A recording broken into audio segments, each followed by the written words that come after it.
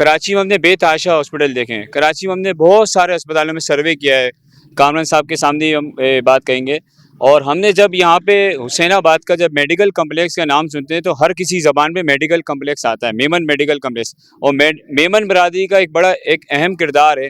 میں سمجھتا ہوں کراچی کے اندر کسی بھی آپ شعبے میں چلے آئیں, آپ تعلیم کے شعبے میں چلے آئیں تو میمن برادری سب سے آگے ہے.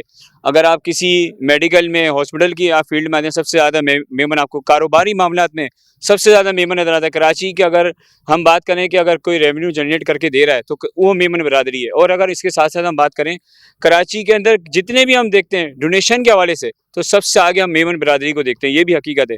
تو سر اس کے حوالے سے تھوڑا ہماری رہنمائی کریں. میمن جیسی دلیر قوم اللہ پاک نے کم ہی قومیں پیدا کری ہیں, اور اتنا کچھ کرنے کے بعد بھی سرکاری غیر سرکاری سطح پر جو میمنوں کو تکلیف دی جاتی ہے اس کا اظہار بھی بہت مشکل ہے. Thank you.